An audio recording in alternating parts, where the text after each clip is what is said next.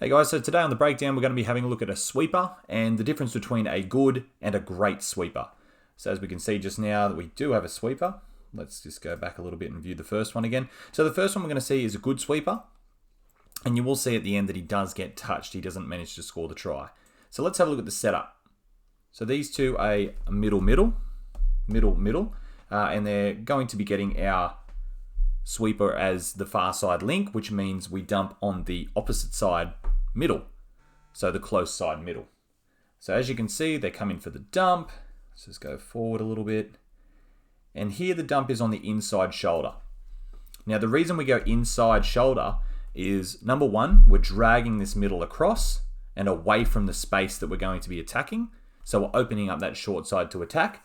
And another thing that might happen, it doesn't in this situation because the defense has got good body shape, is we might turn them the wrong way, which means they might face inwards and then have to do a full 360 to go and chase the sweeper.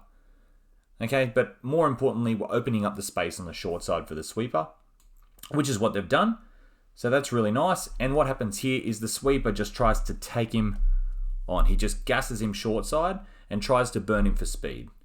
Okay, the link here will punch this hole, hoping this link will jam in, and the winger will keep the width, hoping that the defensive winger will also come in with their link.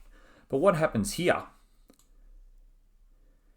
is, you can see, yes, he's trying to gas him, and he does have the momentum. However, you look at in athletics, the 200 and the 400 meters, the ones on the outside lanes, they're given a head start because it's actually harder to run around. So he's actually got more meters to cover trying to get around this player. So he's already got to make up ground as it is and be faster. So all the defender has to do is keep up a consistent pace and pulling to the short side. And eventually, he's just going to run him down like this. Okay?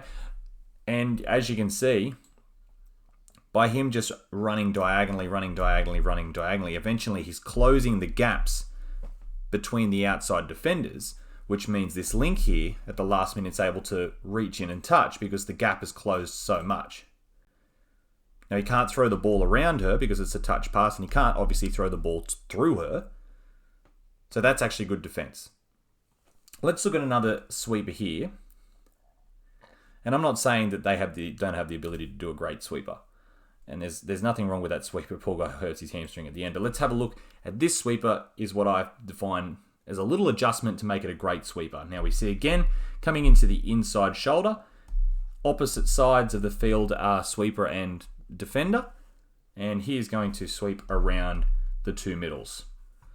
So we'll continue play here. There's the inside shoulder. We've dragged him into the middle of the field, opening up as much space on the short side as we can.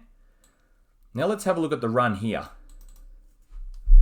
He's hooked around and he's come back and he's completely gone straight. So it's not a case of him coming around at an angle and then trying to take him on the short side and run around him. He's actually started his run towards him. And what that does is it allows, I'll just go one frame forward to get rid of these lines. What it does by going forward, if this guy here, the defender, keeps pulling corner, well, he can go into the gap. If he pulls corner and he goes into the gap and this defender comes in, he has a short runner or a cutout ball. Okay, so by squaring himself up, and of course, if this guy turns and tries to compete, you watch what happens. That's what actually happens in this video. So you watch the defender, he just starts getting flat-footed there, thinking that he's going to take this space, and as soon as he goes flat-footed, that's when he skips out, or some people call it kick out. So it's just that little adjustment on the run, and you can see what happens here. Just completely wrong-footed the defender. So he's not catching the ball and trying to make a beeline for the line. He's catching it, squaring up, and then making the decision. Let's have a look at another example.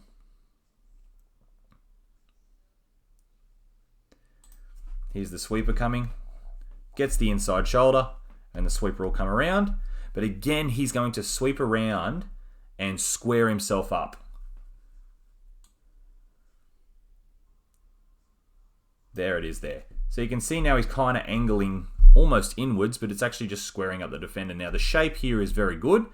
He's protecting his short side. His shape, his face is towards his short side, and that's where he initially goes.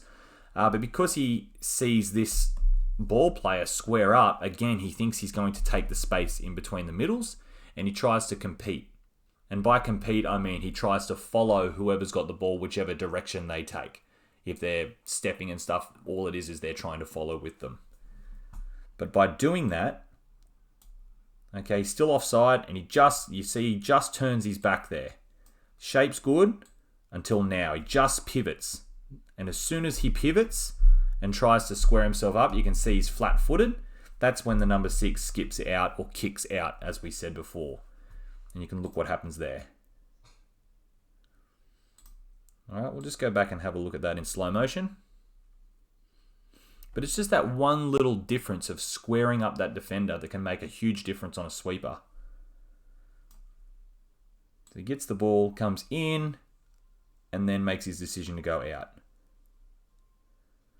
And again, if that defender decides that he's going to ignore the direct running and continue to just pull a corner, which if you're versing some junior teams, that's what they're programmed to do. They just touch and pull corner. Then you do take that space and you can play a 4-on-3. And with a 4-on-3, you're alive, so you can score the try. If the gap is in the middle, you just dive and score. But always, we want to always make sure that we're squaring that player up and hopefully beating them on the short side in doing so. Thanks for watching, guys. I hope you enjoyed this one, and we will be back with another breakdown or game analysis very soon. Sorry for the lateness on this one. I found myself getting married and then going to NYC, so it's been a very busy couple of weeks for me and with touch footy. So thanks for your patience, and we'll see you next time.